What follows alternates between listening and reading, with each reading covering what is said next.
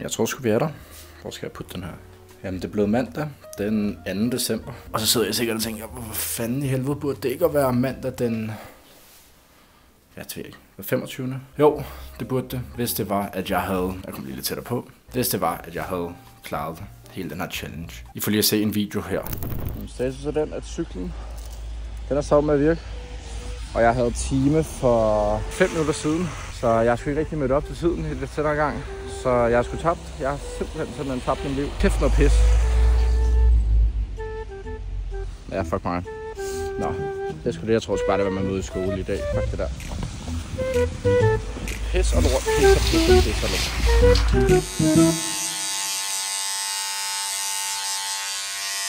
Ja, det var ikke super godt. Jeg har sgu tabt min challenge. Jeg føler, at det hele gik ned ad bakke, efter at cyklen den stoppede der. Jeg prøvede at holde igen og var sådan, ja, måske kan jeg bare klø på og bare klø videre og så bare lave de her ting. Men det var som om, så blev jeg også lidt småsyg. Jeg ville prøve at lege et kamera, men de havde ikke flere kameraer, fordi jeg ville prøve at lave en hel. Altså mit sidste mål, sidste skill, det var ligesom at prøve at lave en vlog med et meget bedre kamera, end jeg havde. Men de havde ikke flere det sted, hvor jeg kunne lege et. Så tænkte jeg, at vi kunne til at stå på ski. Men nej. Hvor meget sne er der her?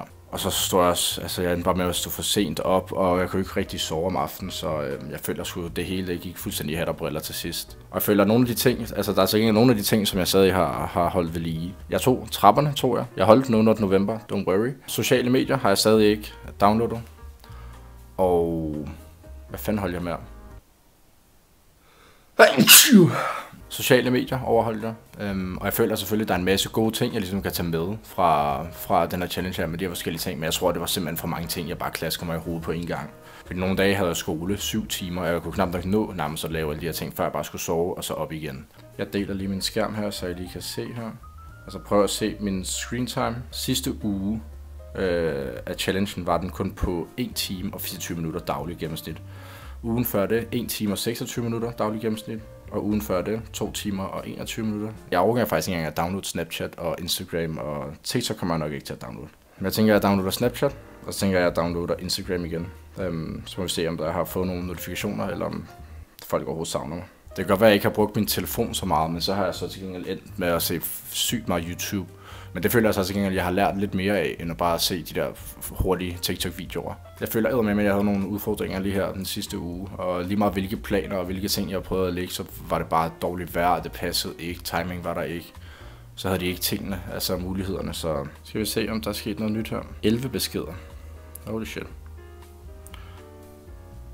Nye følgeanmodninger. Nej, hvor er jeg heldig der, var. Altså nu når jeg kigger på de her ting, så er jeg sådan, okay, wow, jeg er godt nok gået glip af meget, var. Nej, det er jeg godt nok ikke. 17 nye snaps. Men ja, jeg føler sgu, at det er en sjov challenge, og jeg håber da selvfølgelig, at nogle af jer kommer til at tænke over, hvor meget tid man bruger på alle de forkerte ting. Jeg ved ikke helt, hvad jeg skal sige. Jeg føler sgu, det er en sjov challenge. En måned, det var for lang tid, og jeg føler, at jeg prøver mig selv med alt for mange ting. Men ja, der er jo kun én ting at gøre, når man ikke kommer igennem en challenge, og det er selvfølgelig at få sin straf. Mit dejlige hår. Jeg tror, jeg har haft det her samme frisyre siden 8. klasse eller sådan noget. Nej, jeg tror sgu, det var det, jeg havde at sige for den her video. Så ses til en omgang. Ja, okay.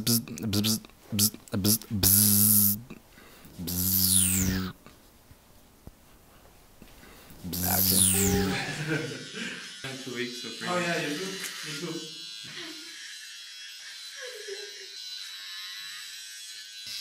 Looks good?